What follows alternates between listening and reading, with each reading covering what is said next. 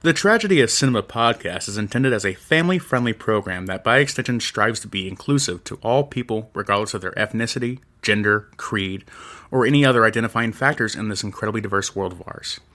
With that said, some of the films we discuss may contain serious subject matters or have content considered morally objectionable by today's standards. We do not intend to condone or dismiss these aspects of these films, but our primary focus will be on what we believe the film succeeds at, some fun facts, and our personal enjoyment factors of each film. With that said, we hope you enjoy the show.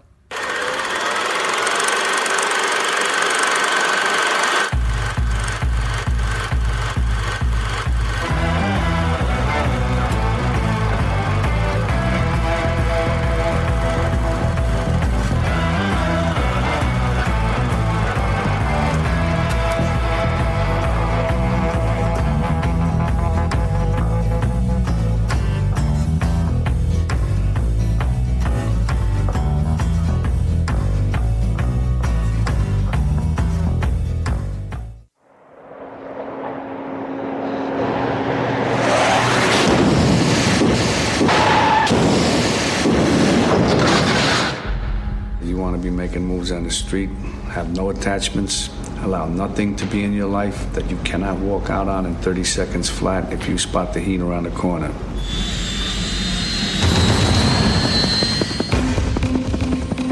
In the city of Los Angeles. Recognize the MO? MO is that they're good. If you think these guys are scoring once and passing through, I doubt it. A relentless police detective is on the trail. What do we got? Of a master thief. You're fugitive number one with a bullet. It's double the risk here. You're wrong. It's 4 times the risk, and I'm double the worst trouble you ever had. Clear! And his reckless partner. The bank is worth the risk. We should take it down. I want full surveillance, 24 hours, round the clock. We never close, open 7 days a week. Assume they got our phones, assume they got our houses, assume they got us. Bam, bye-bye. They get more daring with every score. What's the estimate? 12.2 million. You're on. But one cop He's here. I can feel it. is closing in. Whatever score they're gonna take next, they're gonna have the surprise of a lifetime. Now, for the first time, Academy Award winner Al Pacino and Academy Award winner Robert De Niro collide. If I'm there and I gotta put you away, I'll tell you, you are going down. What if you do got me boxed in, and I gotta put you down? Because no matter what, you will not get in my way. I will not hesitate for a second. Al Pacino, Robert De Niro, Val Kilmer in a Michael Mann film. Heat.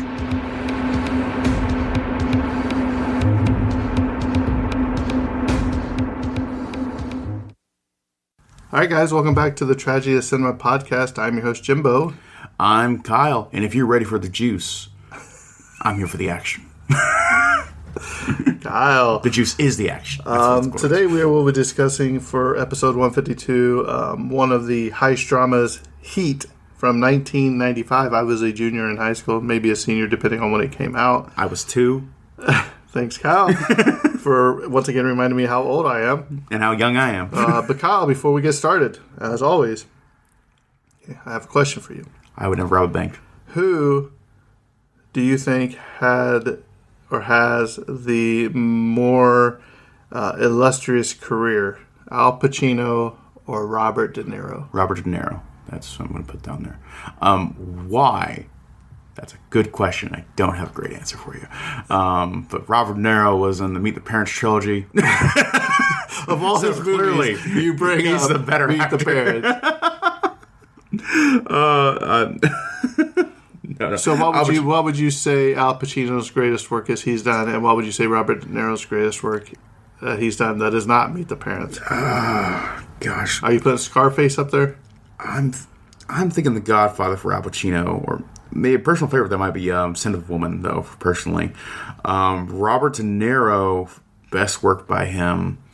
I'm going to look down here. maybe Raging Bull, actually, might be his best work, which is kind of maybe a little bit rude considering that's one of his earlier works, too. But Taxi Driver, also iconic in many ways.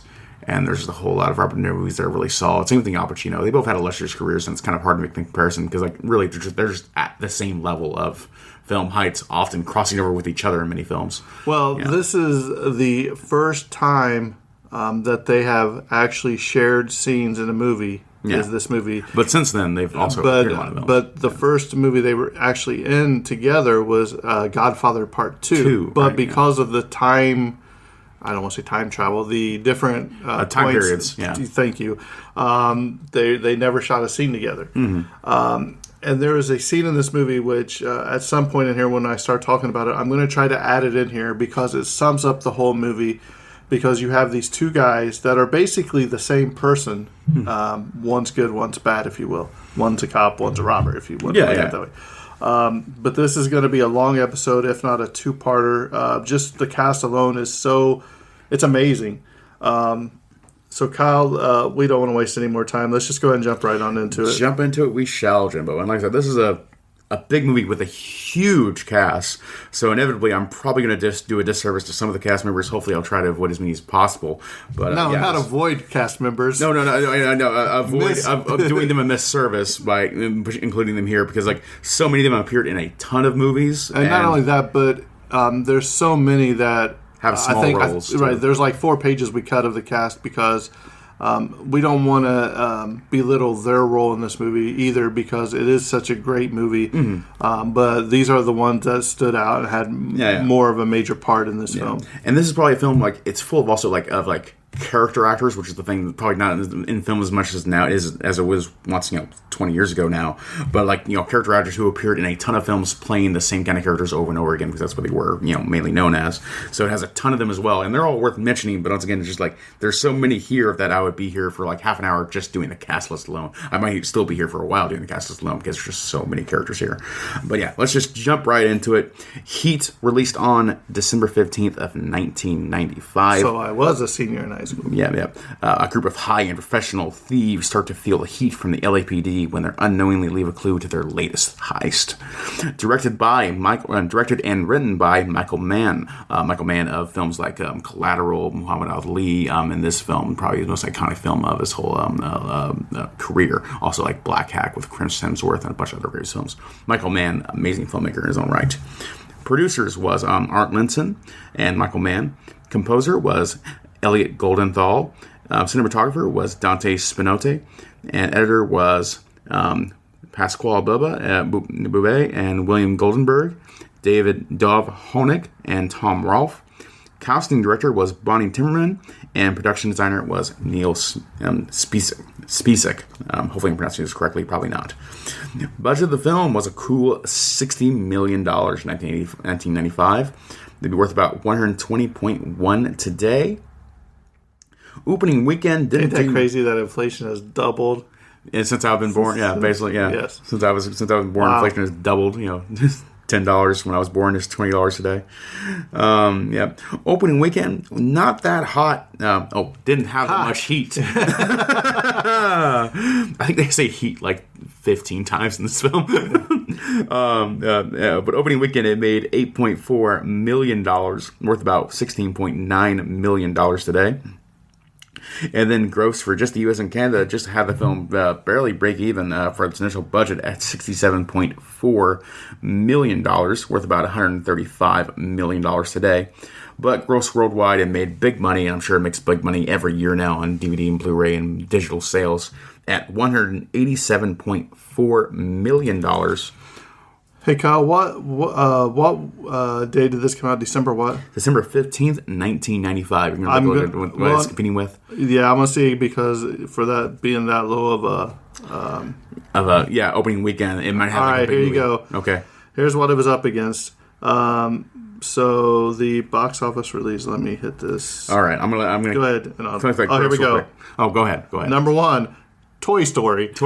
Okay, which made $101 million. Number 2, Jumanji with $48 million. Another incredible movie. Number 3, Father of the Bride Part 2 for $46 million. Pretty awesome. 4 was Heat with $31 million. And then you had GoldenEye, Waiting to Excel, Sabrina, Grumpy Your Old Men, The American President, Casino.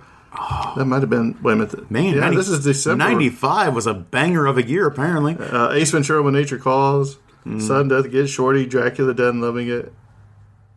So there's a lot of movies. This has to be for the whole year, though. I'm sure it is, but still. Well, no, it banger says of a year, domestic box office for December 1995. It could. Wait. We get numbers. But Toy Story came out on November 22nd. So for December 15th, Jumanji was out.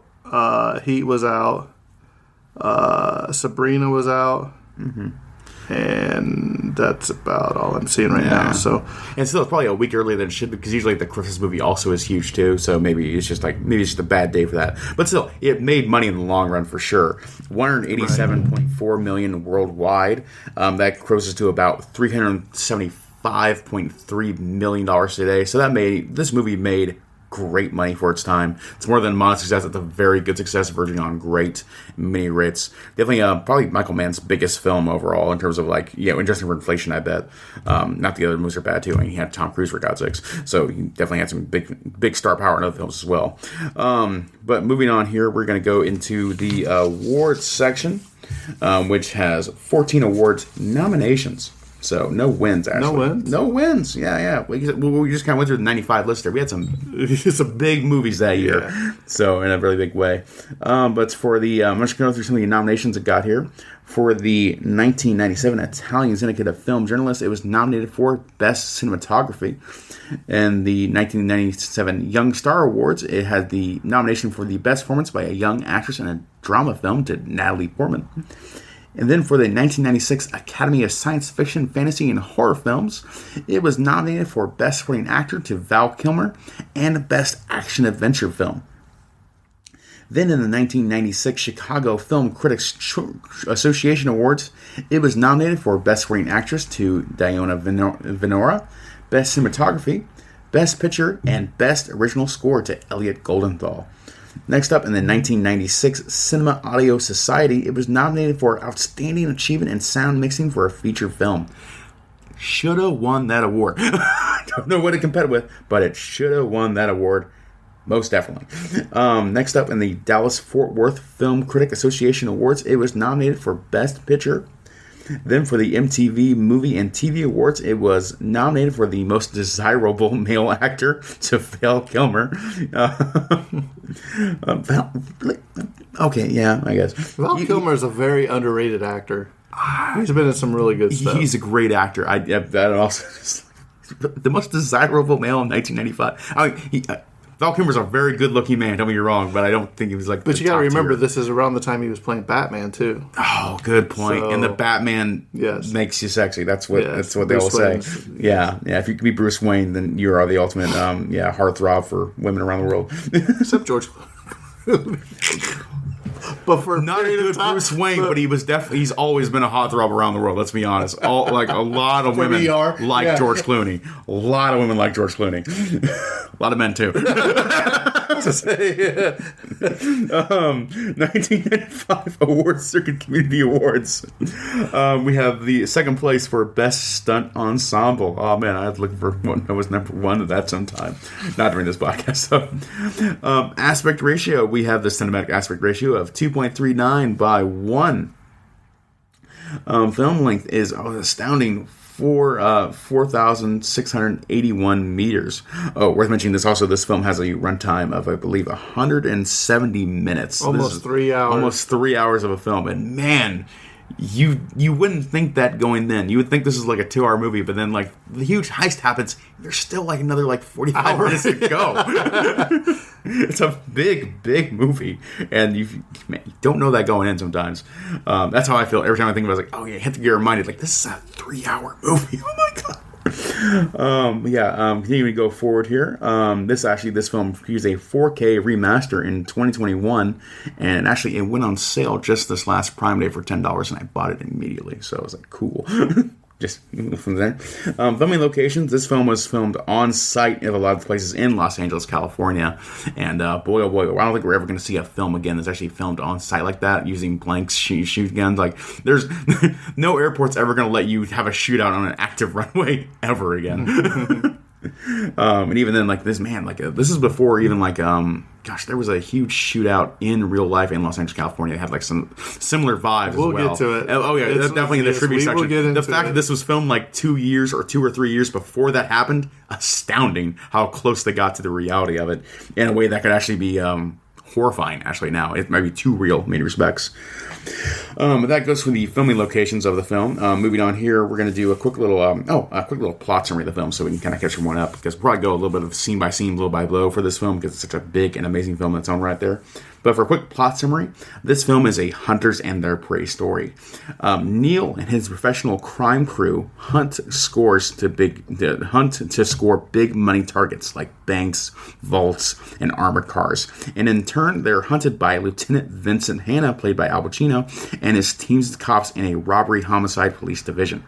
A botched job puts Hanna on their trail while they regroup and try to put together one last big retirement level score. Neil and Vincent are similar in many ways, including their troubled personal lives. At a crucial point in his life, Neil disobeys the dictum he was taught long ago by his criminal mentor, and that was to never have anything in your life that you can't walk out in 30 seconds flat if you spot the heat coming around the corner. But he makes a mistake of falling in love. Thus, the stage is set for a suspenseful ending. And I found myself rooting for the bad guys in this film. Yeah. I by design, you were definitely rooting for the bad guys. I think all the way up until that last big score goes wrong, and then you see the depths of which they're willing to do to escape, and that's which is sad because they knew that they were catching the heat, if you will, from the cops, and they were closing in on them, and they were going to walk away. Remember? Oh yeah. And they said, De Niro said, "Look, we can walk now," and they're like, "Well, what about this?" And they're like, "Look," yeah. He said, "We can go one last hurrah, if you will." Yeah, or we could walk away now. But it's risky. And he doesn't like. And there's many scenes in the film where you see De Niro's character like searching for a way to have an easy out for him to say like, we can't do this because we lost one person. We can't do this anymore. The heist is off. Well, because everything that we had planned, this person has told them our entire escape plans, everything. Mm-hmm. So it's such a good film. Such a good film too. Yeah, but we'll save that for going after this last section here, which I'm going to tackle. The cast, and this cast is huge. It is full of both big name actors and big name character actors in the same respects too, and they've been in a lot of amazing films in their own right as well. So we're going to dive into that here. And starting off with, we're going to start with the legendary Al Pacino playing the character of Lieutenant Vincent Hanna. Al Pacino, of course, an amazing actor in his own right, as well as a bunch of other characters we're going to go down here. But of course, one of my personal favorite films like Sensitive Woman, Scarface in 1983, the Godfather films in the 70s, many of those excellent films as well. Next up, we have Robert De Niro playing Neil McCauley. Robert De Niro, once again, huge star in his own right. Robert De Niro was also in such films such as Cape Fear in 1991, Taxi Driver in 1976, and Raging Bull in 1980.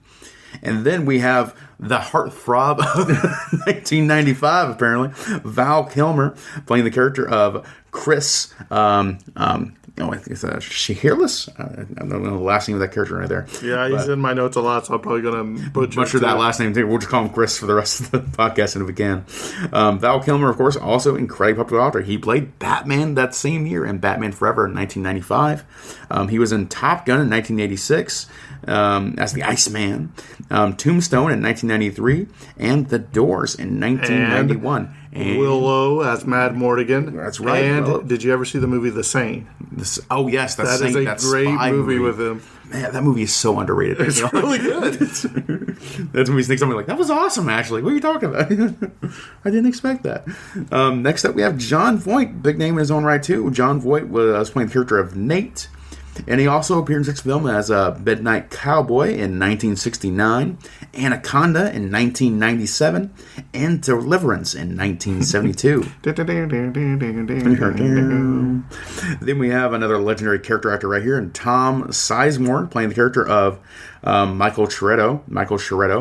Tom Sizemore was also such films such as probably his biggest role was Saving Private Ryan in 1993. Black Hawk Down in 2001, and Natural Born Killers. I forgot to write down the year there. I think it was 98 or 99 or something like that. Natural Born Killers with Woody Harrelson. Yeah.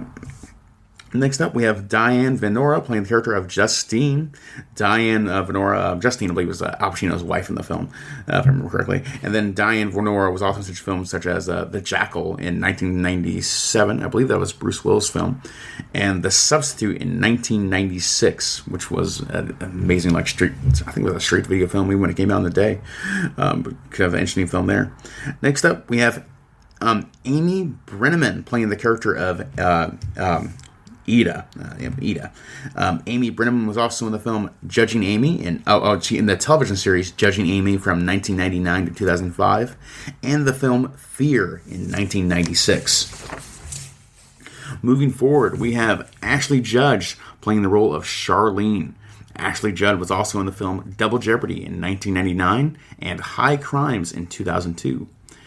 Next up, we have Mykelti Williamson playing the character of Drucker. Mykelti Williamson was also in the films Forrest Gump in 1994 and Fences in 2016. Then we have Wes Studi playing the character of Castles. Wes Studi was also in the film The Last of the Mohicans in 1992. There we go, 1992, Last Mohicans. Then we have Ted Levine playing Bosco. Ted Levine is easily most well known for playing the character of Buffalo Bill in the film The Silence of the Lambs in 1991, just 4 years earlier.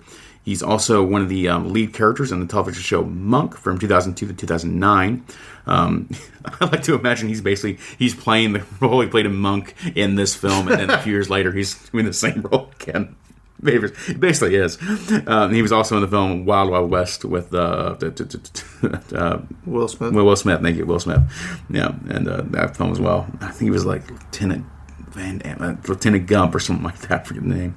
And then we have Dennis Haysbert playing the character of Donald Brennan.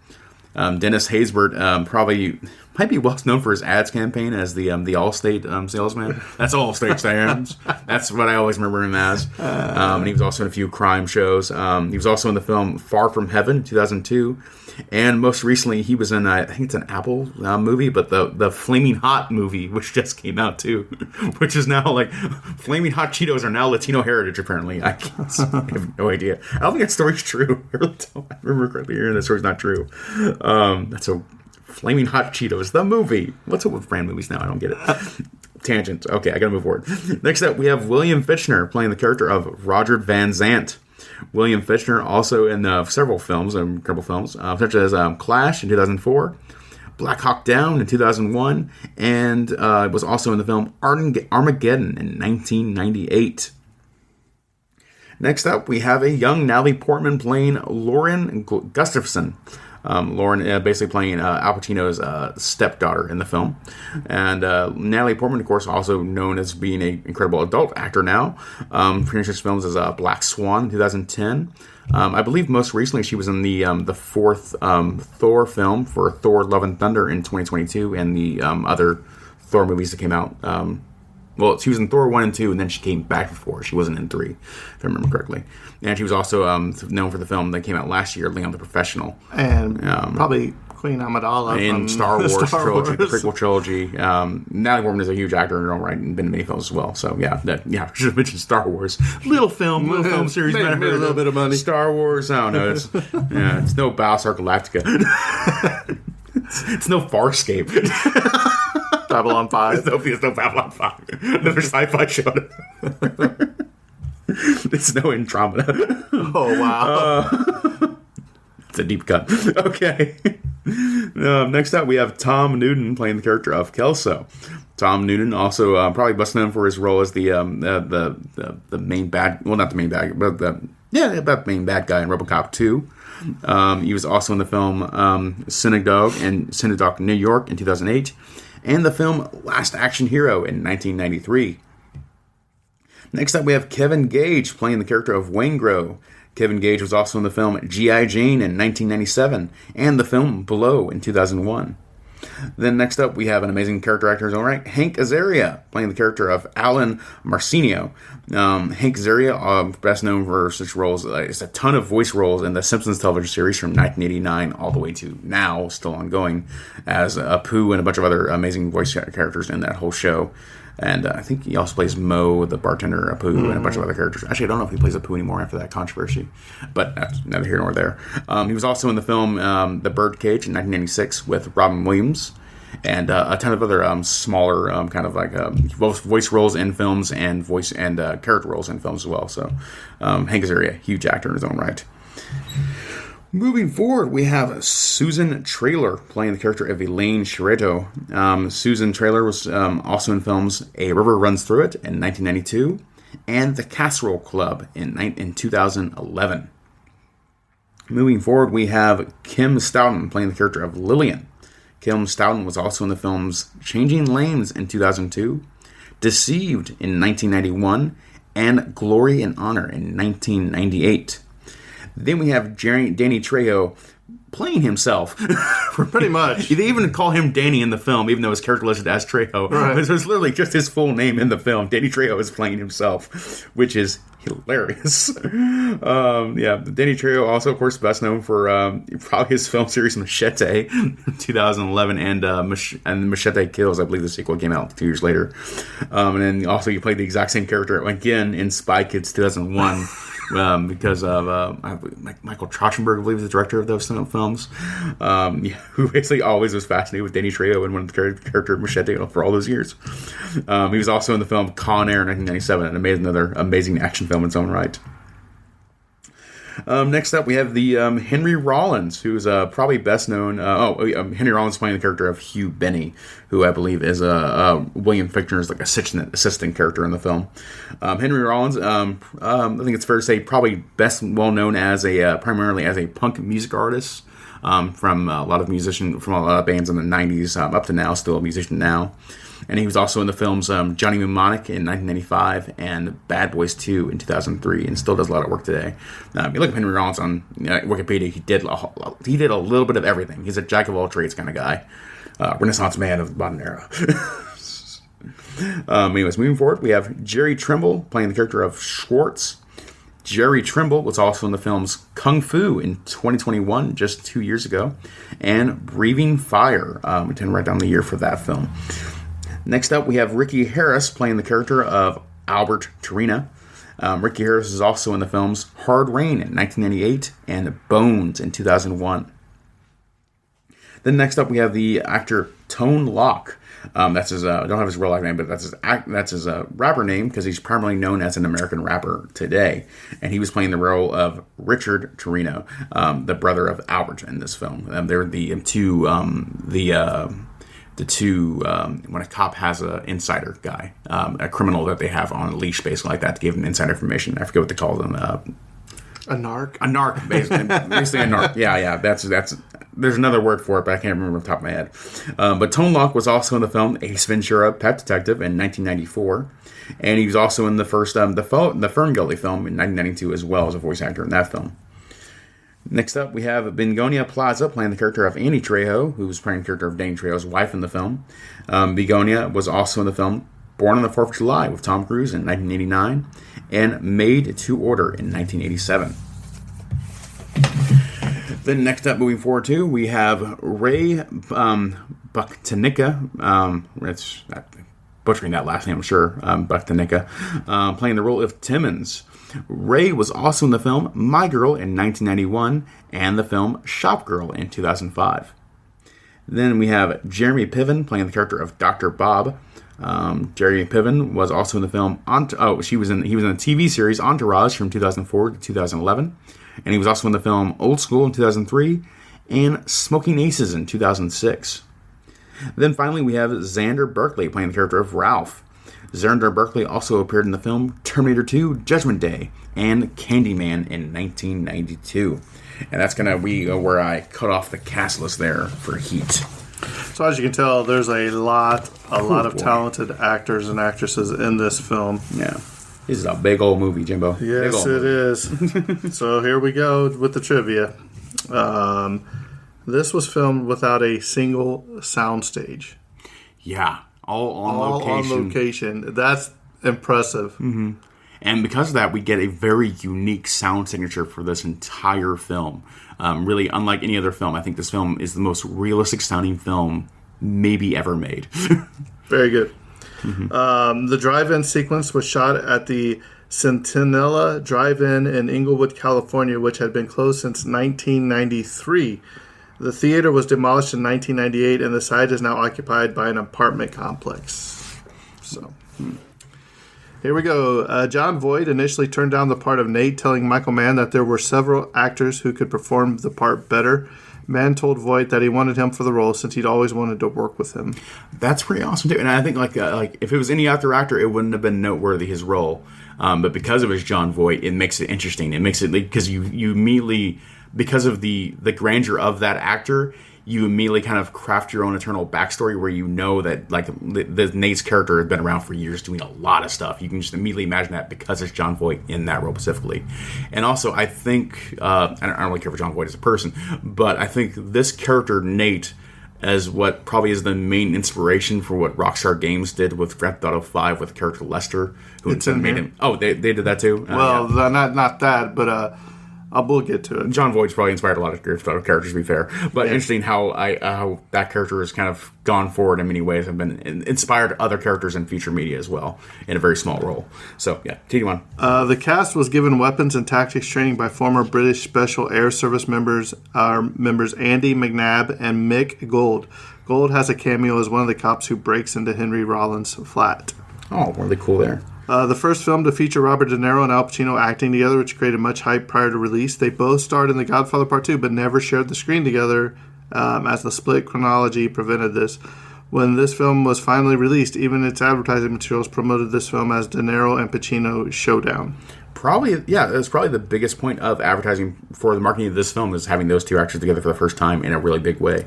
So, really cool there. So, we know that Val Kilmer played Chris Shiherlis. But here we go. There's some people, as we go through this, it's spread out throughout the notes, but this is the first one we come to. Oh, wait, which actor playing which role? This is the Chris Shiherlis, the one that Val Kilmer plays. Oh, okay. Chris, yeah, right? Yeah, Chris Val Kilmer. So here's the first one. Keanu Reeves was originally scheduled to play Chris Shiherlis, and Carson Norregard was also one of Michael Mann's options, but they both lost the part when Val Kilmer was able to squeeze it into his schedule while making Batman Forever. That is an incredibly amazing small world moment because I've had talks about this before, and I've heard other people talk about it outside of me, but like you can do a kind of a clear line of like Val Kilmer's like professionalism in this film as a combatant on like a battlefield kind of like scenario, and with Val Kilmer's in this role, I think led to Tom Cruise's role in Collateral being that amazing hitman. And I feel like Collateral is like Tom Cruise action in that film. I don't think you get John Wick without that film being made. So it's like almost like a clear line of like Keanu Reeves came so close to becoming John Wick in this film. Is there another reality where Val Kilmer became John Wick 20 years later? Just by the reverse cosmosis, but still, that's amazing coincidence right there. When Michael Mann filmed the restaurant scene at Cape Mantalini's in Beverly Hills, he used the restaurant's actual employees as extras. Upon the last day of filming, he awarded them all with a SAG card. I wonder if they're picking right now. The scene involving the shootout after the bank robbery was particularly tricky to film since they were only allowed to film on the weekends. Oh, wow. Yeah, in June of 2002, the scene involving the shootout after the bank robbery was shown to the United States Marine recruits at MCRD San Diego as an example of the proper way to retreat while under fire. I looked up a few of the interviews with the trainers for this film, and they specifically note like everyone else like did a really, really great job, but like Val Kilmer seems like he was just that guy from the start. Yeah, I'm sure you guys have in the trivia later on, but like he was the one that took to it immediately the fastest, and like was just like he is the warrior of this film in so many ways that just he took to it immediately, and like talk about how recruiters basically use his footage of changing that mag so smoothly. Well, we'll get to it, but it's because that his grandfather had taught him how to shoot and all that with all these different types of guns. But, but definitely so many other films where like you can see an actor like, oh, they had a few weeks of training, but they still kind of look green or untrained when they're kind of like. Well, Val Kilmer helped teach all the other actors in this too. That's crazy. But Val Kilmer just immediately sells especially like when he's reloading the clip, he's like, do. Yeah. Just go back and forth, man. Yeah. Just it's awesome. It has that, you know the feeling of being a professional at your job when you do something that just feels almost supernaturally good. Val Kilmer just sells it immediately in a way that no other actor really I think he probably stole the show, in my opinion. Yeah. That's how good he was. For that specific sequence entirely, for sure. Definitely. That's his sequence because of because of his training there. Bosco at the party tells a story of a grade school friend of his named Raul. Michael Mann said that the story was completely ad-libbed by Ted Levine and that he has no idea how Levine came up with it. Michael Mann visited inmates in Folsom Prison to gain some insight into prison life to aid his depiction of Neil, Robert De Niro's character. Mann later commented that Neil's collars were always perfectly starched as they would have been in prison. Here we go. The meeting between Robert De Niro and Al Pacino over coffee was shot at Cape Madaleni's on Wilshire Boulevard in Beverly Hills. The Los Angeles mainstay was a noted top spot for a stylish late supper. The restaurant had Heat spelled in neon above the door and a large poster of the actors in the now famous scene. Diners could request the table, the very table featured in the scene, Table 71, which wait staff were familiar with as the table, and were happy to see De Niro and Pacino fans at their famous meeting place. The restaurant closed in late 2014. Yeah. And Kyle, I think right here, so people understand the importance of this movie and this scene stills the show. This sets up the entire, or it sums up the entire movie in this one scene between the two, the good guys and the bad guys, if you will call them that. So I think I'm going to insert this clip. It's about 6 minutes long. Forewarned, there is some language in the dialogue between the two, but I think it's worth noting, and I'm going to put it in right here. So hang tight. 7 years in Folsom. In the hole for 3. McNeil before that. McNeil is tough as they say. You looking to become a penologist? You looking to go back? You know, I chased down some cruise guys just looking to fuck up, get busted back. That you?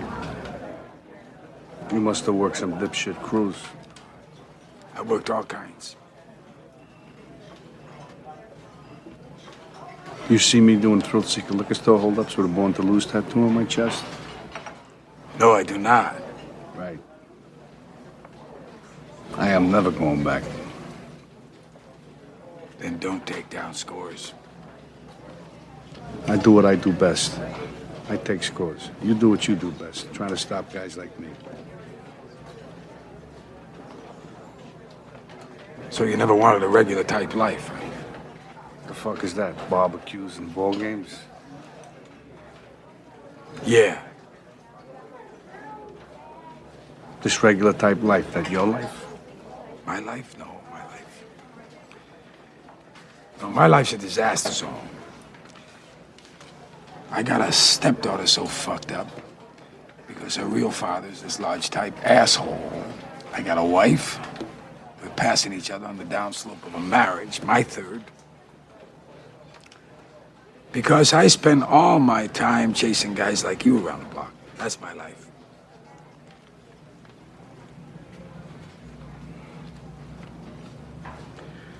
Guy told me one time, don't let yourself get attached to anything you are not willing to walk out on in 30 seconds flat if you feel the heat around a corner. Now, if you're around me and you got to move when I move, how do you expect to keep a marriage? Well, that's an interesting point. What are you, a monk? I have a woman. What do you tell her? I tell her I'm a salesman.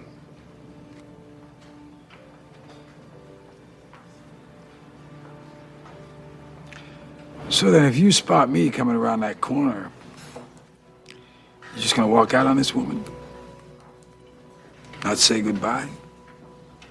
That's the discipline. That's pretty vacant. Yeah, it is what it is. It's that or we both better go do something else, pal. I don't know how to do anything else. Neither do I. I don't much want to either. Neither do I.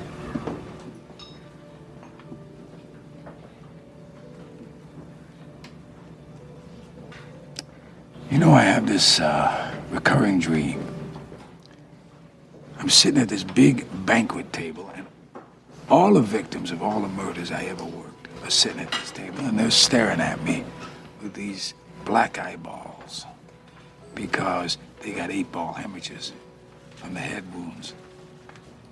And there they are, these big balloon people, because I found them 2 weeks after they'd been under the bed.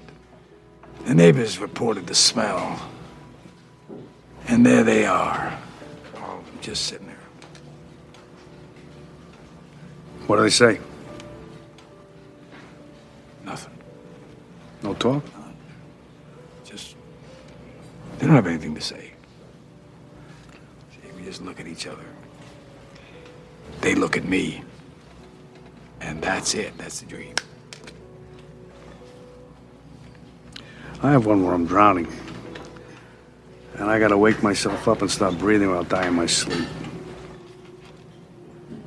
You know what that's about? Yeah, having enough time. Enough time to do what you want to do. That's right. You're doing it now. No, not yet.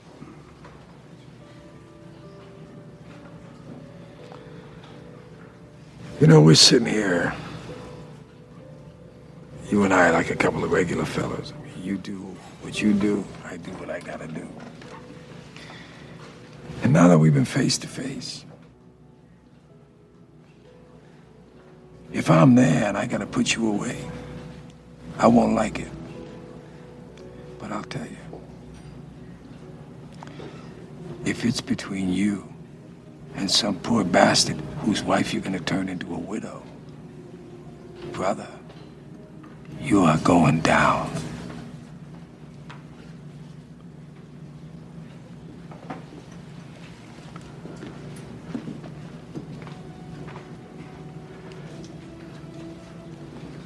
There's a flip side to that coin.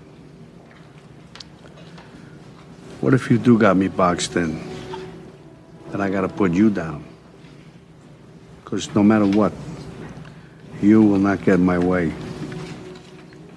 We've been face to face, yeah. But I will not hesitate. Not for a second.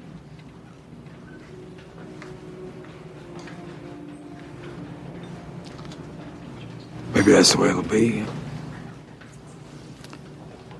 Or, who knows? Well, maybe we'll never see each other again.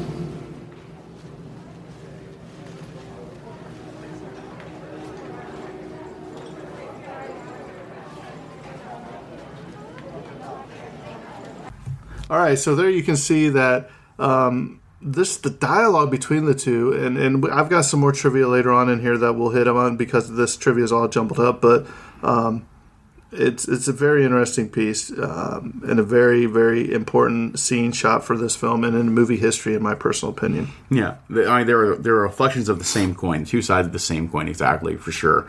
And without this scene, you just don't have the movie. You make the whole movie just for this scene. And you know what? Yeah. After watching the entire movie and then going back to watch this again, it just all comes together beautifully. So, in an interview with Al Pacino on the DVD special edition, Pacino revealed that for the scene in the restaurant between Hannah and Macaulay, Robert De Niro felt that the scene should not be rehearsed so that the unfamiliarity between the two characters would seem more genuine. Michael Mann agreed and shot the scene with no practice rehearsals. That's incredible. So that is awesome. Yeah, and you definitely, man, the feelings in that scene are just absolutely incredible. And De Niro in that is so perfect because he's basically like, I'm going to do, because Pacino's like, I take down guys like you that do hits, and Pacino or De Niro's like, I do hits. It's your job to try to stop me, basically. You know what I mean? He's like, I'm going to do what I do best. And I thought, man, and just De Niro's demeanor, that entire scene right there. They both might as well have daggers piercing into each other while they're looking at each other. And you know what's crazy is Pacino could have arrested him right there, could have killed him there because he got pulled over. Should have. Right, but if you remember earlier in the scene when they see him, Val Kilmer and De Niro going to steal them documents or whatever from that safe, or he's like, I need 5 more minutes, and they're up there watching them behind that sign. And he's like, we're going to take them. And Pacino's like, no, you're not going to take them. You do it. I'm under control. He's like, you're just going to get them. They're going to get slapped on the hand. And they're going to be re-released into the streets. 6 months later, same problems again. But until they actually could catch them in the act, then they weren't going to get them for anything, and it wasn't going to stick. So it's just great. McKelty Williamson, in the special edition DVD of the movie, said in an interview that Michael Mann arranged for cast members to meet with real-life LAPD detectives and professional criminals at an exclusive restaurant, the name of which Williamson refused to disclose, where LAPD detectives and criminals socialized. Cast members playing the detectives had dinner with the LAPD detectives and their wives one night, while the cast members playing the thieves had dinner with the real-life criminals and their wives on a separate night. Williamson said that Mann arranged these events so that the actors and actresses would have a better idea of how real detectives and criminals socialized and interacted with each other.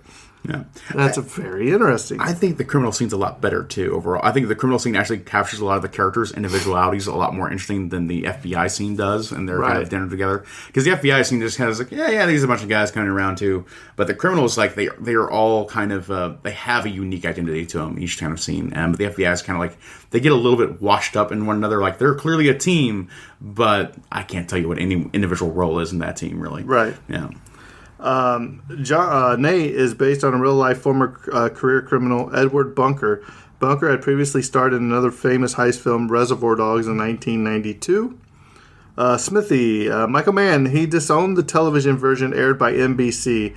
Mann offered to restore 17 of the cut minutes. NBC decided to instead cut 40 minutes of this film out in order to fit a 3-hour television time slot. Mann said, you call it a Michael Smithy or an Alan Mann movie. Wow. They cut 40 minutes. 40 minutes. Even though this is almost 3 hours long, I think every single... Because I watched the definite director's edition. Yeah. And I don't really think there's much you can cut out to have it impact more. You know what I mean? Yeah. It kind of goes to a level where just like at a certain level, maybe this made more sense as a TV show than an actual movie, but also this is such a still for the scope of this film, it needs to be a movie. So it's like it's just crossed between there in many respects. So it's like, yeah, you can't like cutting 40 minutes out, you're cutting an episode out of an amazing drama series. It's like you can't do that. It makes no sense. Right. You kill it. It's not even the product anymore. So I understand his frustration there. And so like, don't even say it's my film anymore. I mean, that's like cutting out all the Jenny scenes from Forrest Gump. The ending would make no sense to you if not. Yeah.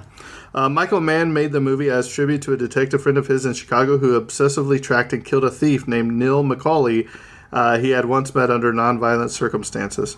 Yeah, and once again, that's basically because that real-life detective and thief did have something equivalent to the diner scene in the real life, and that's where Michael Mann got his main inspiration for this film. And how good was Waingro in this movie? So Waingro, who is played by Kevin Gage, is based on a real Chicago criminal named Waingro, who ratted out some influential Chicago criminals. According to Michael Mann, Waingro went missing. His body was found in northern Mexico where it had been nailed to the wall of a shed. Nailed to the wall of a shed is such... Oh my God. Yeah, Waingro's character is incredible in this film for how despicable and disgusting he is in this film and how well they sell it, because man, his vibes are so off right from the start of the film too, and he's like the first character you really see in this film too. But like you get the sense that like he's a psychopath that wants friends. And like it's clear, like I could see myself doing a couple jobs here or more. And then Tom Sizemore is like, "Hey, can you shut up for the rest of this heist if you don't mind?" And he just looks so visibly disappointed and hurt and clearly anger. Like right there, he's just like, "I'm gonna break you in half." That's how like Wingers kind of look at him right there. And when he messes up the job there, because he's a mess up character. He's a bad dog. He's the Kyle of the group. He's the Kyle of the. Wow, thanks. And anyways, next scene where he has a swastika on his chef. Amy Brenneman disliked the script and didn't want to be in the movie, saying it was too filled with blood and no morality. Michael Mann told her that with that mindset, she would be perfect for the role of Eddie. That's a great counter. So you're perfect for the film. That's what you're saying? Yeah. And also be frustrated by this. In the director's commentary, Michael Mann noted that Al Pacino improvised a line because she's got a great blank. Hank Azaria confirmed it, saying that Al Pacino's unexpected outburst scared him, that he just actually... that it actually terrified him, and that the look on his shock was not acting at all. Yeah. In an early draft of the script, Vincent Hanna had a cocaine habit, while, according to Al Pacino, he explains his bombastic outburst. Mm-hmm. It's something it's still definitely in the script, but also not. Like, it's never explicitly said now, but it's definitely implied for the entire script. Like, yeah, he's definitely doing cocaine all the time, and definitely doing a cocaine right before that scene and a few other scenes where he has those huge outbursts of energy. Definitely makes a lot of sense. But I think there's even a sign later where, like, his wife is implying that he takes narcotics to keep up in his line of work, while his wife also does a lot of pills herself, too. Kind of cliche for the time. In the director's commentary, Michael Mann said that Neil's trademark gray suits were designed to help him blend into a crowd and not draw attention to himself. Mm-hmm. Here we go. Jean-Claude Van Damme was briefly considered for the role of Michael Chirito.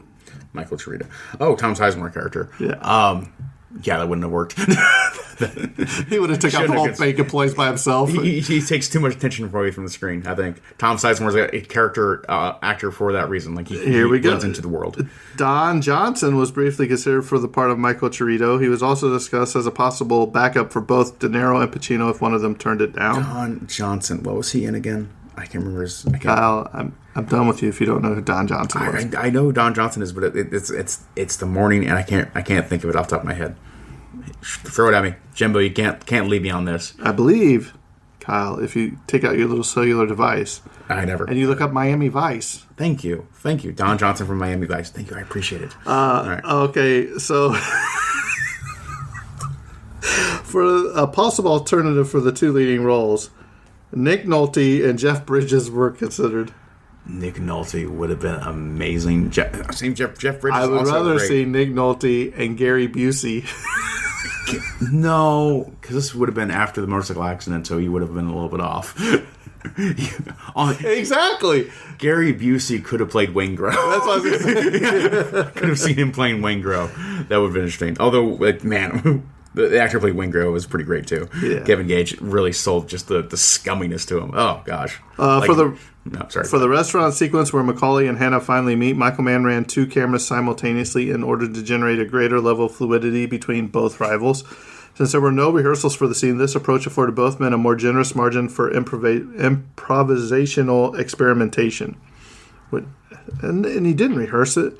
I mean, it's insanity. I wonder if they nailed it on nailed it on the first take. You'd almost have to. Basically, yeah. I think that's definitely implied. Yeah, they probably nailed it on the first take. Just got it done that way, and that was it. The two main characters used to be in the Marine Corps. Detective Hannah, Al Pacino, has talked about during the briefing for Macaulay's final robbery. Macaulay is clearly seen with an eagle, globe, and anchor tat on his arm when getting up from bed with Edie, so that's pretty cool.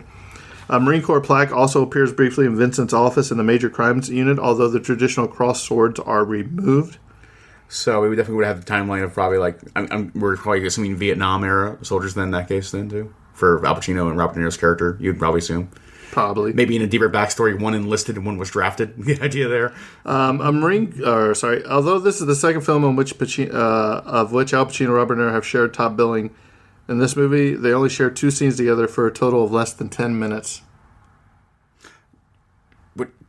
But it's sold immediately. Yeah, it's all about the chase. Yeah. You know what I mean? It's how you have that one great scene.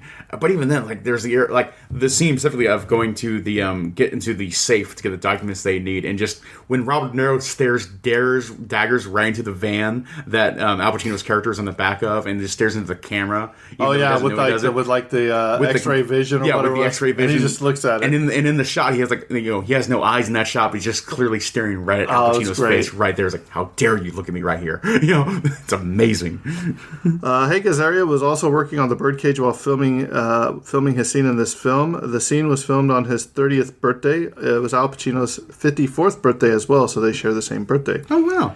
Diane Venera was bemused that she got the part of Al Pacino's wife, seeing as the screenplay described her character as a languorous redhead with thighs for days.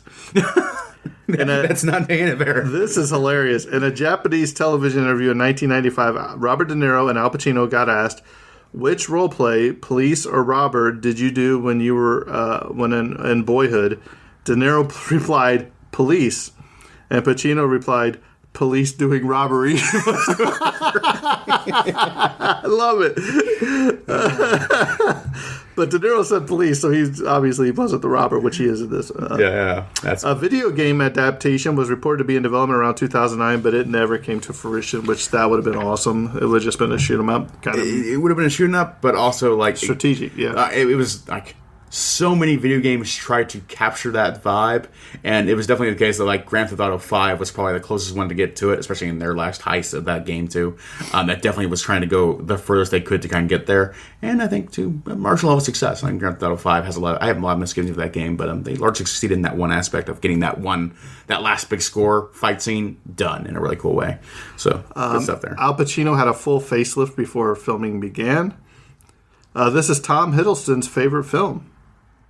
The Spider-Man actor or the director? Tom Hiddleston. Oh, sorry. Loki. It's Loki, we right? just recorded Friday Tom night. Hiddleston Loki? Tom Hiddleston is Loki. You're right. Okay. Yeah. I heard I wanted to go to Tom Holland, though, so I wanted to be Spider-Man or the director and make a joke about Friday night, which we just covered last week. Danny Trejo, who plays a member of the crew, has been an inmate at Folsom Prison in real life, just like Neil in the movie. In the original script, the gunman at the drive-in was still alive after being shot and run over. Neil executes the shooter a few moments after approaching and talking to him. In the final film, the shooter appears to be dead since the scene is absent. Gong Li was offered the role of Justine Hanna. She refused unless the script was translated into Mandarin. She would later star in Michael Mann's Miami Vice in 2006. Madeline Stowe turned down the role of Justine Hanna. I wonder why they wouldn't be willing to just translate the script into Mandarin for. That's weird. Unless that was... No, maybe they didn't have anybody to do it. I don't know. Yeah. That's just such a weird little thing. That's like a fall through moment. Just like surely it wouldn't have cost that much money to ask a translation company to just translate the script for her. Or she could have just got the script and done it herself. Or if they did a Mandarin cut of the film. Or got the script and paid someone else to do it for her at that point too. Or like... She must not have wanted it that way, I guess. I don't know. That's very odd. Johnny Depp was considered for the role of Chris Shirelis, but his asking price was deemed too high. Michael Mann later went on and worked with him in Public Enemies in 2009. Not a good movie. Robert De Niro was the first cast member to get the film script. He showed it to Al Pacino, who also wanted to be a part of the film, so thanks to Robert De Niro for getting Al Pacino in on it. In April 1994, Michael Mann was reported to have abandoned his earlier plan to shoot a biopic of James Dean in favor of directing. That could have been really good, too, though. That could have been really good, but also I feel like there's still a lot of stuff about James Dean that I don't know if, do we need more James Dean stuff? I don't know. We need a lot more James Dean stuff. I'm crazy. In order to prepare the actors for the roles of Macaulay's crew, Michael Mann took Val Kilmer, Tom Sizemore, and Robert De Niro to Folsom State Prison to interview actual career criminals. While researching her role, Ashley Judd met several former prostitutes who became housewives. Good for them. Can you imagine trying to find? I'm looking for a hooker. Yeah, that's the thing. I don't know how you find those people for your roll calls. I'm trying to study for a role. I need a prostitute that became a housewife, and then 15 people raised their hand in a room. I guess who asked for that? This is one of Christopher Nolan's favorite films. The film inspired his vision of Gotham City in the Dark Knight trilogy, which you can see that. I agree, yeah. Rather than dubbing in the gunshots during the bank robbery shootout, Michael Mann had microphones carefully placed around the set so that the audio could be captured live. Yeah. This added to the impact of the scene because it sounded like no other gunfight shown on screen. And I have to agree, when Val Kilmer is shooting and then he turns on, it echoes. It's beautiful. And I think this film, kind of like Independence Day and a few other films, this is when you get your whole new sound system, which used to be a bigger thing in the 90s and early 2000s than it is now. But when you got your huge new sound system, that was the first thing you put in. You put in Heat, or Saving Private Ryan. Independence Day, you put in Saving Private Ryan. Of just I want to feel the reverberations of these explosions in my body of just ridiculous sound systems. That's always the debut thing you put in there, and it still remains so because it's that good. Yeah. The coffee shop scene sold Robert De Niro on the idea of making this film. He, Al Pacino, and Michael Mann later admitted that they couldn't wait to shoot that one scene, which like I said, it subbed up the whole movie. Yeah.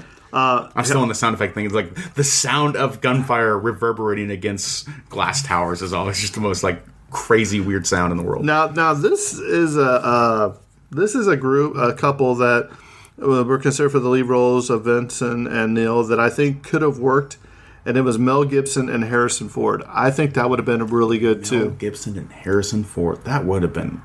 That's a very different movie in my mind, but also incredible in its own right. Because I go more Western in my mindset. I don't know really necessarily why, but I think it's more of a Western in that case than crime drama as Al Pacino and Robert De Niro did here. You know, but like I mean, as a vibe, not necessarily as a plot.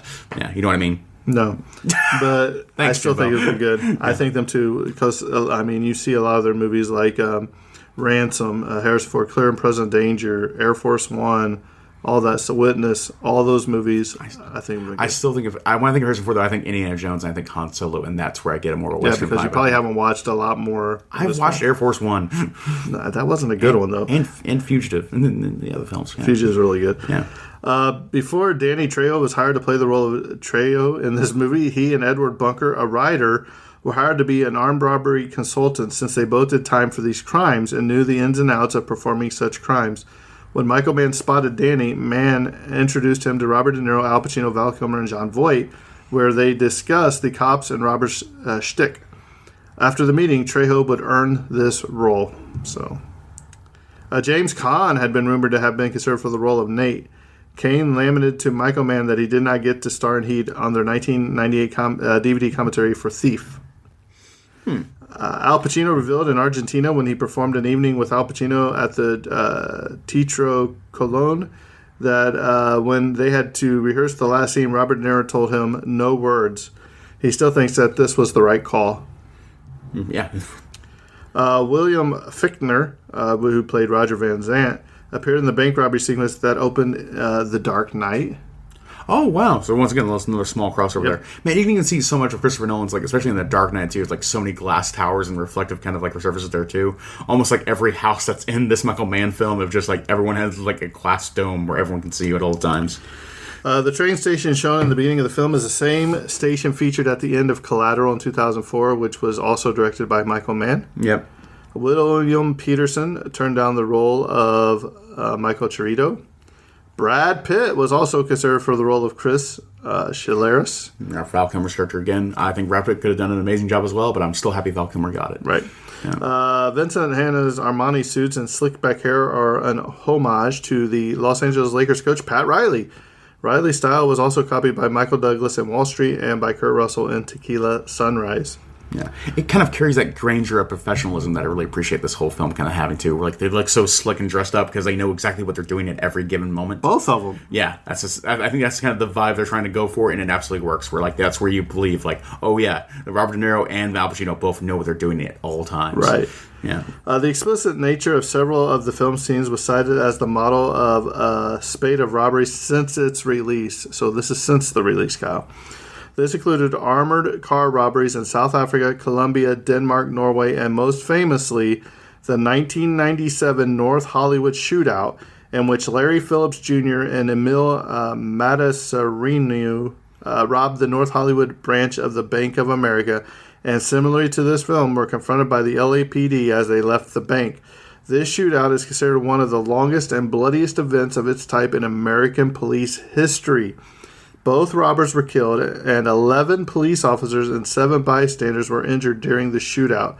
This movie was widely referenced during the coverage of the shootout. That makes total sense.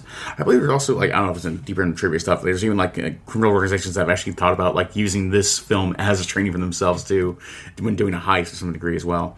Of the mindset they have to go into for a successful heist.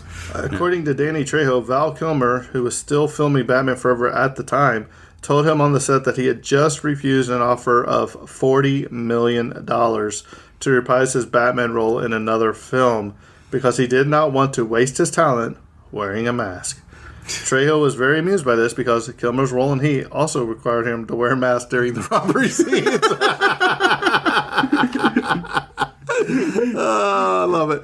I'm sure Danny does very well for himself too, but I bet he also looks at Val Kilmer rejecting $40 million and he's like, "You are the stupidest man." I know. What are you talking about, you idiot? I'm sure he's modest enough to know, Val Kilmer, take $40 million. And you're Batman. And you're Batman. For the sequence where Neil and Edie discuss a possible future together on the terrace at night, Michael Mann and cinematographer Dante Spinotti wanted to capture the background nightscape with some degree of prominence in the shot. The actors were first filmed in front of a green screen, which was placed at the actual terrace, and the background was then filmed separately with the camera running at 3 frames per second in order to boost the exposure level to better complement the foreground activity. So nice little movie magic there. Impressive work. Hank Azaria based Moe's voice in The Simpsons on Al Pacino in Dog Day Afternoon, and the actors appear together in this film. The restaurant where Neil meets with Michael and Chris to expunge the rebel Wangro was called Johnny's Broiler, located at 7447 Firestone Boulevard in Downey, California, about 12 miles southeast of downtown L.A. One still going today. I don't know. Maybe some of our California friends find out Check for out us. Danny's Broil. Taking some pictures. Yeah. Among the parallel in the characters of Neil and Vincent are that both are stylish dressers, both are former Marines, both are relentless in their activities, they are both sacrificed in romantic relationships for the sake of what they do, and they both checked their guns to make sure that they had a chambered round before breaking down a door. So they know what they're doing. Yeah, it's incredible. U2 isn't mentioned during the song credits because they contribute a track under the name of The Passengers, which was a collaboration with Brian Eno and Daniel Lanois. A 30-second instrumental music track by U2's making can be heard when Al Pacino is driving towards the nightclub to meet the snitch. Several tests were done to ensure that the armored car would tip over when struck by the tow truck during the first robbery scene. Ultimately, weight had to be added to the roof of the armored car, shifting its center of gravity upwards so it would tip over on its side. During the bank shootout, Mann wanted to realistically portray the damage caused by gunfires. Several of the cars were used in the scene were taken to a firing range and shot up with real rifles. The bullet holes were then filled with Bondo, painted over, and then blown open with squibs on camera. Not about the bullet holes, but the initial heist there of the armored truck car. I love when they put the bomb on the door, and then like that detonation when it breaks the rear windows of all those cars. These cars, yeah, amazing work. That's so cool to see. This is a really cool fact right here. The console TV man who witnesses the armored robbery car at the beginning was an actual homeless man who lived near the shooting location. Area shop owners used to leave an extension cord behind their stores so he could plug in his television set.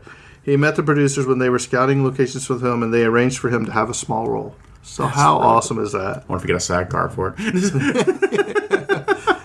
He's out there right now picking the lines. I wonder what he thought when Al Pacino opens the door and he kicks out his TV and it just shatters right there. He's like, no! I love that scene. He's like, you can screw my wife, you can come in here, you can eat my food. He's like, but you will not watch my TV. He unplugs his TV and takes it with it. I love that scene. But even when he destroys it, I'm like, no, dude, it's a good Sear TV. Yeah. You don't know the color reproduction accuracy, the hertz, the refresh rate of it. Oh, it's so good for retro games. Yeah, it was awesome. Neil McCauley is never seen driving the same car, which implies that he frequently abandons cars and acquires or steals new ones for his next ride. Ride director Michael Mann is one of Robert De Niro's favorite directors. Keanu Reeves, fresh off his role in Speed, turned down the role of Chris Siheris to do Hamlet on stage. That's awesome.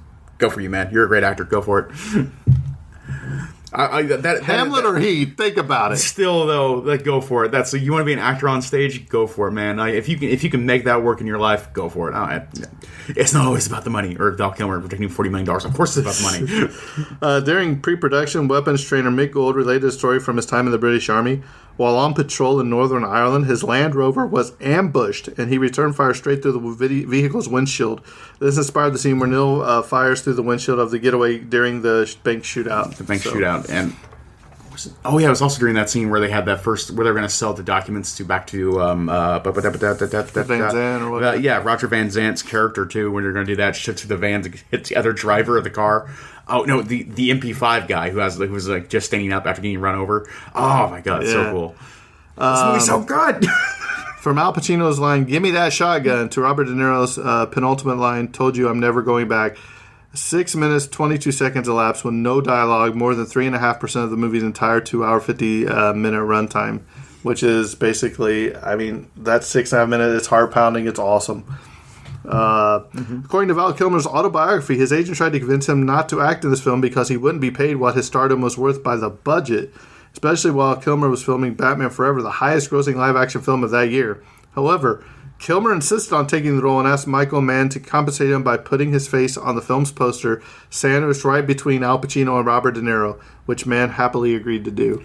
That's awesome. And also, I love this poster because this is one of the few posters in human history where the names are actually over the real-life actors. Like, there's Al Pacino on top left with Al Pacino's name on top left, Robert De Niro, then Robert De Niro's name on top right, then there, Val Kilmer, right, dead in center with his name right under his head. It's amazing.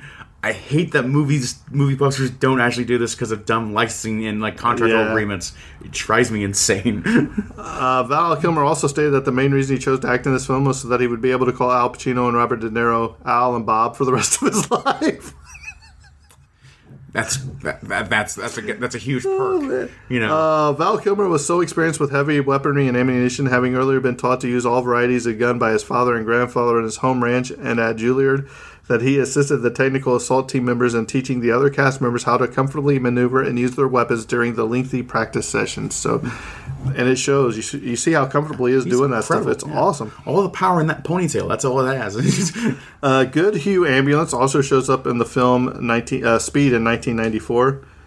This was filmed in 95 locations over a period of 107 days. So you're almost like a day shooting at a different place. Getting every on a day. Bus, going to a different place. Getting on a bus. Oh my gosh. According to an interview with Michael Mann on the Rewatchables, Kate Winslet tried out for the role of Lauren Gustafson, which eventually went to Natalie Portman. The opening armored van heist scene of the film was the major inspiration for the mission Blitz play in the video game Grand Theft Auto 5 in 2013. In that mission, the protagonists rob an armored car similar to the style of this film. That was actually the initial when they were first showing off the game to the press. I remember you have to dig through some old podcasts. Jeff Gersman, Video Game Reporter, was there doing an initial run, and actually they immediately brought up posters of the movie Heat for us for their main inspiration too. And the first gameplay they ever showed was them doing like basically a recreation of the scene where they tip over the heist armored truck with a dumpster immediately there too. So that's very clear from the initial announcement of that game. Is like, this is what we're doing. We are doing Heat, the video game, right. And that's what they did. Macaulay's 30-second role, which is it's heartbreaking, but it's when Macaulay comes out of the hotel to drive off with Edie. It takes 42 seconds from the time he first sees Lieutenant Hannah to when he turns and runs. It takes Macaulay 12 seconds to assess the situation, and he sees Lieutenant Hannah to when he starts to back away from Eddie, and then 30 seconds to actually leave Eddie behind, which goes to show why that restaurant scene is so important when he tells him, hey, in your type of work, would you ever leave somebody you love? And he says, and it's the mistake he makes too. That's what gets him killed, is the fact that going back for Wingrove in the first place, he knew he had to leave, but because he had formed those attachments with Val Kilmer's character and the other characters of his crew, he can't let it rest. He can't let Waynesgrove's the betrayal or just selling people out in general stand. He has to go to the it's hotel like anybody that portrays him in this movie, he kills. Yeah, and he has to, in a sense of honor. And it's not like if he was really sticking to that rule that keeps him alive, that keeps him in the game, he has to acknowledge they broke the rule, but he doesn't need to be the judge and executioner to know they broke the rule. But he needs to get out. He does. But in his mind, he has to do it, and that's what gets him killed in this movie for sure. Is him going back there. Because they could have left. They had everything ready to go. He could have left. He could have been fine. He could have lived his life in the Bahamas or wherever else he wanted to do as just a expatriate and been done. But no, he has to go back. He has to get some form of what justice is in his mind done. So that's a really great scene in the film. The current residents of the apartment where Danny Trejo's death scene was filmed got curious after seeing the film and pulled up the carpet in the room Trejo was shot. To their surprise, they saw that residue of the theatrical blood still remained. Oh, that's awesome. That is awesome. I had no idea it was a real place. Yeah. An ending discussed featured Neil and Vincent shooting and killing each other instead of Vincent shooting Neil. Michael Mann didn't like this idea and therefore it was not filmed.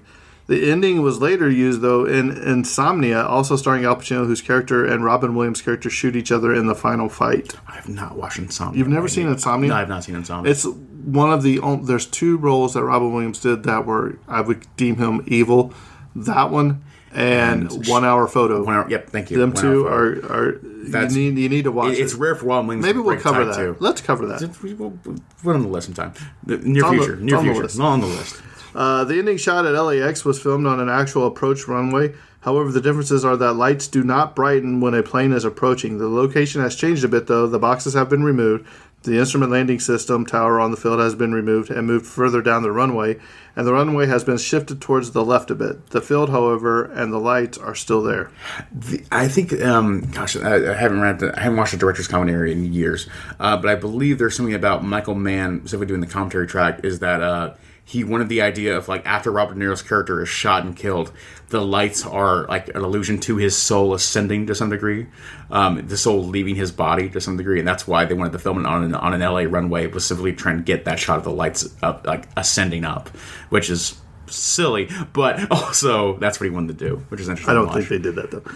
A few subtle Thanks, bits Jimbo. of foreshadowing. I think everything you say is BS, Kyle. Thanks, Jimbo. A few subtle bits of foreshadowing occur when the hockey mask Nils crew wear during the first armored car heist. Of the 4 robbers who approached the truck, only Shahirlis's, which is Val Kilmer's, mask is black, while everyone else wears a white mask. He's the only member of the crew to survive this film. Waingro's mask is shaped differently from the others, with a rounded chin making it closer to appearance to a Jason Voorhees mask. He's ultimately revealed to be a serial killer and rapist. Trejo's face is completely or almost completely out of frame at any point in the robbery while he is wearing a mask, meaning his face is only seen uncovered. His death is a mercy killing at Nils' hands. Yeah. So I immediately got caught off of like whether or not Waingro is actually truly a rapist, but I didn't remember that actually the girl is underage when they have sex with the prostitute. So yes, and it constitutes rape in that case. Yeah. And then he kills her anyway, right? Yeah, and he kills her anyway. Yeah. But still, the body count in this movie 21. Another thing I got to drop into because like a part of the realism that kind of breaks in this scene for me is like have a moment where like after that shootout at the bank and then at the grocery store parking lot and stuff like that too, you know, every cop in that scenario is immediately like, okay, your gun and badge, we need it right now, and then they proceed to get like thrown in jail and disregarded because it's like, wait, you had the opportunity to break these guys down, to get these guys on a breaking and entering to go with that safe, and you didn't, and now 30 people are dead after a bank robbery. Like, there's no way those cops' careers would have been not ended only that, immediately. dude, but how traumatized is that girl going to be that Tom Sizemore's carrying, and Al Pacino turns around and shoots him while he's carrying her as like a hostage? Yeah. Wow, she's going to be scarred for life. And that scene, I got to dig into this because I don't know what I'm doing in the podcast, but like that scene and like the violence when it gets to like the grocery store parking lot specifically, like the amount of people who are willing to like lying dead because they got in the criminal's way. That's the moment where I think it actually switches where like you want to root for Robert De Niro's character, you want to root for the criminal group to kind of succeed in this film, but it isn't until that scene in the grocery parking lot where you realize like, hey, they want to get away without killing anyone, but if anyone gets in their way, they will do anything necessary they think they need to do to get out of there, including just shooting at random pedestrians on the street who are just happen to be in their way. But see, I don't know if you can blame it on them because the cops are firing on them too, so it's just as much the cops' fault as it is because the criminals wouldn't be firing back if the cops weren't chasing them. Let's be honest. Yeah, absolutely. But like the cops, when they're going to, when they're going to fire at the criminals, they look downwind to make sure they couldn't possibly hit someone else outside of them. When the criminals shoot, they shoot indiscriminately. They shoot at anyone in their way to get away the best way possible, and they will not stop. They won't. To them, it's everything. Like they don't care about the human lives that it costs them to get out of there. They will get out of there no matter what in their mindset. And that's the moment where I feel like it swaps. Where like in this Devil's Dilemma kind of thing like that, you think you have to side of Al Pacino's character and the police stopping them because they need to be stopped, otherwise too many innocent people will die. And that's where kind of the horror in the film kind of gets a little bit injected into it. This is not a horror film, obviously, but there is a horror in the film where it's like, if I'm in this film, I'm not one of the thieves, trying to escape. I'm not one of the cops shooting people down. I'm one of the guys laying dead in the grocery store parking lot. I'm going to have to disagree with you there because when De Niro and them go to the bank, De Niro says, look, we do not want to hurt anybody here. We're not taking your money. We're taking the bank's money. It's insured. You're fine. We don't want to hurt anybody. We don't want to kill anybody. Yeah. And they don't. But it's clear. They're willing to not stop at nothing, though, because like there's plenty of people dead in the streets of that grocery parking lot if they got in their way, and that was the cost. But you don't know if it's from them or if it's from the cops. It's from the criminals. You think so? Yeah, I think it's totally from the criminals. And even like Al Pacino, before they entered the scene to break them down, he says he gives lines to the matter of like watching where you fire and watching where you're aiming to make sure you're not hitting civilians in the way too. The cops are taking active effort to not kill people in their way, whereas the criminals are acting in complete disregard, specifically to create the kind of. But then again, it's Kyle. It's like when cops start chasing after criminals on a high speed chase. Yeah. What do they do 90% of the time? What do you mean? Okay. Yeah, explain to me. The cops call off the high speed, especially if it's on a motorcycle or something, or the high speed, because it's endangering the public. Yeah. If they would have backed off here, it wouldn't have been like that. If they would have backed off even before they made it to the grocery parking lot, it wouldn't have been as bad as you're claiming, because you're saying because of that moment, because the cops still followed them, then that's when things turn bloody.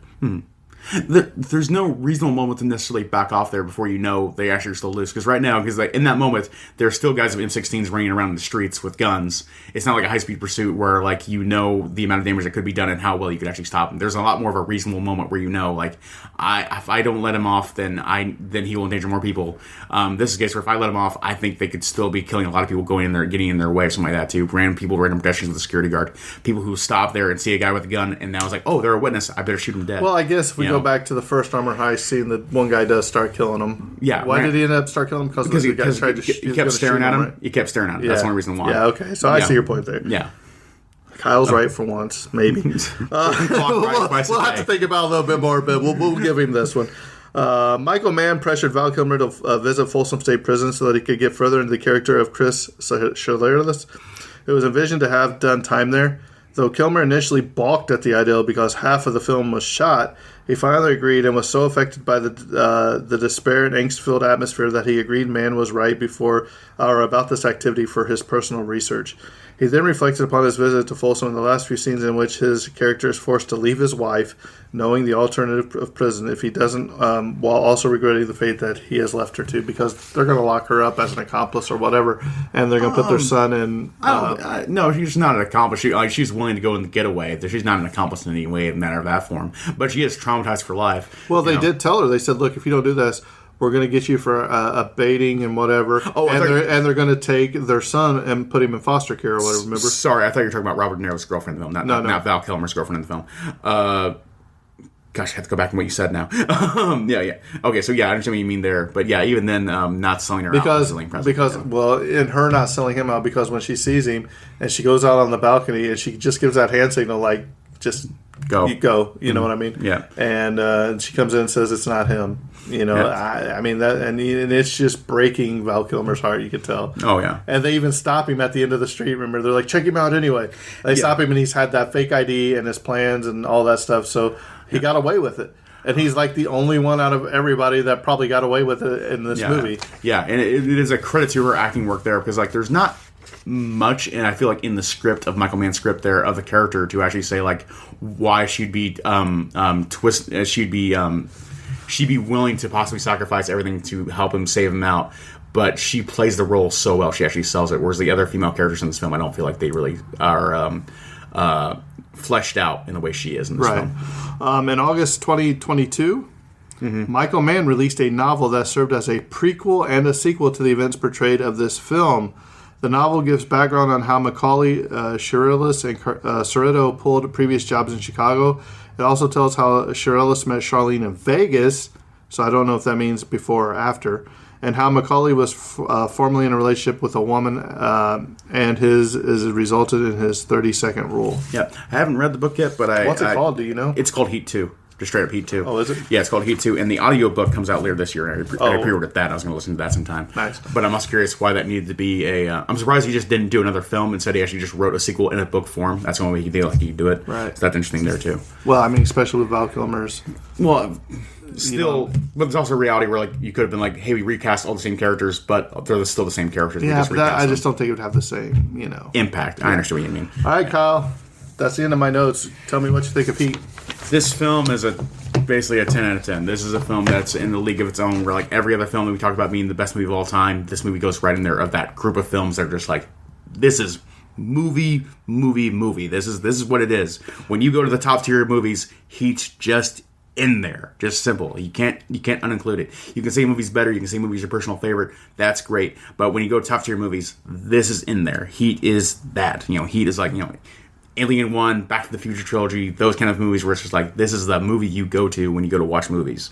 This is what cinema is made for in many respects. So this is one of the best movies of all time. I love it on a personal level. I think Al Pacino and Robert De Niro's performance is amazing. Val Kilmer's performance is amazing. That ponytail rocks the world. The scene craft, the set designs, everything about it is just going full tilt all the way, guns blazing. It has some of the best sound design of cinema history. And everything about it is just 5 stars all the way through. So this is a movie all cinema fans should watch, just bar none. This is it. This is what movies are made for in every respect, and I can't say that enough. So yeah, this is a film everyone watches. If you watch films, you must watch Heat, and at least once. Maybe it's not your cup of tea, but regardless, you can't deny its greatness in many respects. So yeah, this is one of the best films of all time. Jimbo, how do you feel about it? Well, let me start off by saying this.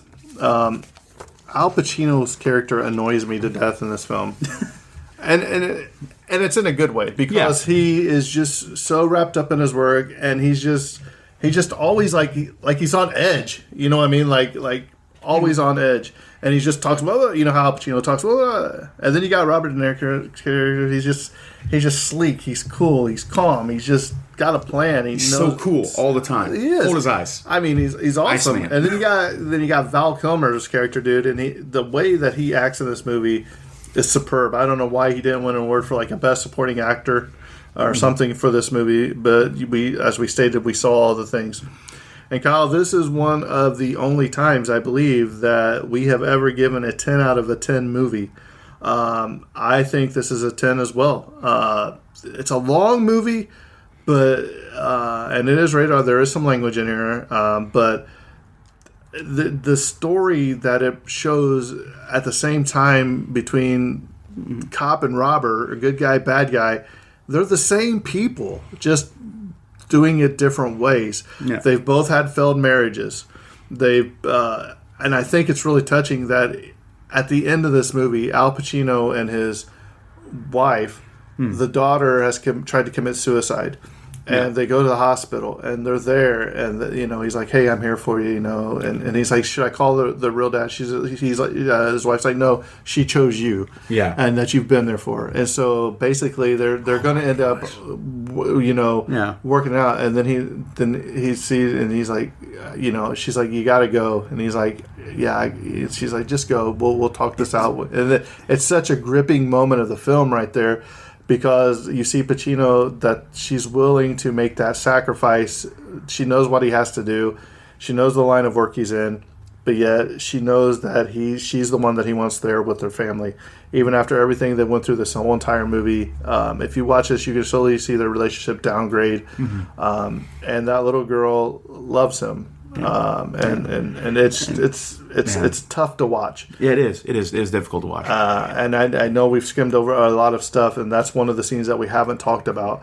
But it's when him and his wife are sitting there in the ER, and he's carrying her body because he finds her in the bathtub, and he's carrying her in because the wife's there, like, "Hey, where's this?" And he's carrying her in. He's like, "Hey, I want a doctor. I want a hemoglobinist or whatever. Yeah, the whole thing. I want them all." Yeah. And it rewards repeat viewing too, because it shows like how one track his mind is when he walks into an apartment, but he's thinking about the heist so much that he walks into his apartment, he doesn't even notice the carpet being wet from the bathtub overflowing from the bathroom. He just walks right by it, talks on his phone for a little while, and he isn't until after he closes the phone and takes a breath that he realizes, like, oh, the bathroom's flooded, the entire carpet is spilled out for it. He actually barges in and finds that Nellie Foreman has tried to commit suicide by slitting her wrist in the bathtub. It's just heart-wrenching, and then, but it's also such a summation of his character. He is so on track of like being a cop. He has no time for anything else in his life, including his stepdaughter trying to commit suicide. Right. It's heartbreaking for his character in so many respects. Well, that, and then Nice. I also think the ending scene where they're having that shootout and the lights light up and Pacino ends up shooting De Niro, and De Niro, you know, he says, "I told you I'm not going back," and he reaches out his hand, basically, and Pacino grabs it like a handshake, almost like they respected each other, but I won't let you die alone. That Right. that one small gift he can actually give to him of a moment of human compassion. powerful. Jeez. Powerful film. Yeah. 10 out of 10. I highly recommend everybody watch this at least once. If you like good shoot 'em up. And that bank robbery scene, that shootout, that lasts for about 10 minutes. Val Kilmer, if you watch him, when he's seeing people and he's on the door and he's shooting one way, he turns and shoots the other way, goes back and forth, and he Swaps reloads mags. his clip like... Yeah. chink, Like he's done boom, it and 1,000 times. Oh, it's beautiful Yeah. cinema. So yeah, this gets a Jimbo and Kyle 2 thumbs up. Definitely give it a watch. So, well, Kyle, this has been a little bit of a longer episode, but I think we wanted to do it justice because it is such a great movie. Like I said, 12 Angry Men's probably the only other 10 out of 10 movie that I can think of off the top of my head, but this one's probably up there. So, or it is up there. Yeah. So if you want to follow us on the social medias, we are the Tragedy of Cinema podcast. Email thetragedyofcinema@gmail.com. If you want to leave a review on Apple Podcasts, Spotify, wherever, we will read it on the air. Any last thoughts, Kyle, before we move on? Nope, no last thoughts from me, Jimbo. I think we're ready to carry it out. So that's a wrap and cut.